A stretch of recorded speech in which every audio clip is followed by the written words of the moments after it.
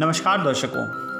उज्जैन में दक्षिण मुखी ज्योतिर्लिंग, इसके दर्शन से अकाल मृत्यु टलती है। जी हाँ दोस्तों, मध्य प्रदेश राज्य के उज्जैन शहर में महाकालेश्वर मंदिर स्थित है। इसे भारत के 12 प्रमुख ज्योतिर्लिंगों में से एक माना जाता है। पुण्यशिला क्षिप्रा नदी के तट पर स्थित उज्जैन प्राचीन काल में उज्जैनी के नाम से विख्यात था। इसे अवंतिकापुरी भी कहते थे। यह स्थान हिंदू धर्म की 7 पवित्र पुरियों में से एक है। माना जाता है कि जो भी व्यक्ति इस ज्योतिर्लिंग के दर्शन करता है उसे मोक्ष की प्राप्ति होती है।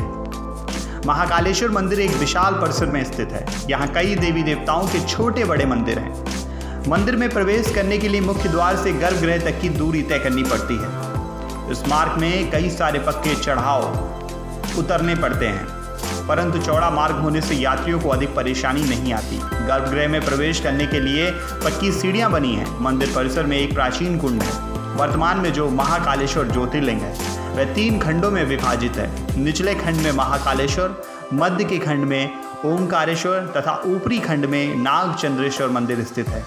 गर्भगृह में विराजित भगवान महाकालेश्वर का विशाल दक्षिण मुखी शिवलिंग है, ज्योतिष में जिसका विशेष महत्व है।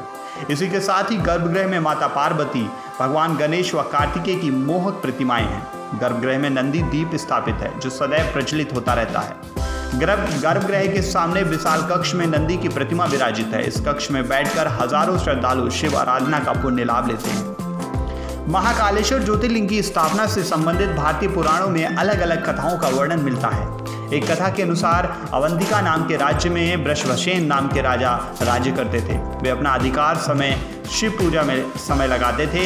एक बार पड़ोसी राजा ने वृषभसेन से राज्य पर हमला कर दिया। वृषभसेन ने पूरे साहस के साथ इस युद्ध का सामना किया और जीत हासिल की।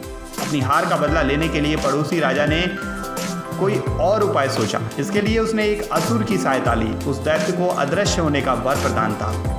पड़ोसी राजा ने उस दैत्य की मदद से अवंतिका राज्य पर हमला बोल दिया। राजा वृषभसेन ने इन हमलों से बचने के लिए भगवान शिव की शरण ली। भक्ति की पुकार सुनकर भगवान साक्षात अवंतिका राज्य में प्रकट हुए। उन्होंने असुरों और पड़ोसी राजाओं से प्रजा की रक्षा की। इस पर राजा वृषभसेन और प्रजा ने भगवान शिव से अवंतिका राज्य में ही रहने का आग्रह किया, जिससे भविष्य में अन्य आक्रमण से बचा जा सके। भक्तों के आग्रह के कारण भगवान शिव ज्योतिर्लिंगों के रूप में वहां पर प्रकट हुए। कहा जाता है कि आकाश में तारक लिंग, पाताल में हाटकेश्वर लिंग और पृथ्वी पर महाकालेश्वर से बढ़कर अन्य कोई ज्योतिर्लिंग नहीं है। इसलिए महाकालेश्वर को पृथ्वी का अधिपति भी माना जाता है। ये एक दक्षिण मुखी ज्योतिर्लिंग है। शास्त्रों के अनुसार दक्षिण दिशा के स्वामी यमराज जी हैं। कहा जाता है कि जो भी व्यक्ति मंदिर में आकर सच्चे मन से भगवान शिव की प्रार्थना करता है उसे मृत्यु के बाद मिलने वाली यातनाओं से मुक्ति मिलती है। कहा जाता है कि यहाँ आकर भगवान शिव के दर्शन करने से अकाल मृत्यु टल जाती है और व्यक्ति को सीधा मोक्ष प्राप्त होता है। यहाँ आने से भगवान शिव धन धान्य, निरोगी काया, लंबी आयु, संतान आदि इच्छाओं को पूर्ण करते हैं। यहाँ पहले महाकाल की भस्म आरती में ताजा मुर्दे की भस्म का ही प्रयोग होता था, परंतु महात्मा गांधी के आग्रह के उपरांत शास्त्रीय विधि से निर्मित उपल भस्म से भस्म आरती होने लगी। तो दर्शकों, अगर आपको हमारी ये वीडियो पसंद आई हो तो आप हमें कमेंट के माध्यम से जरूर बताएं।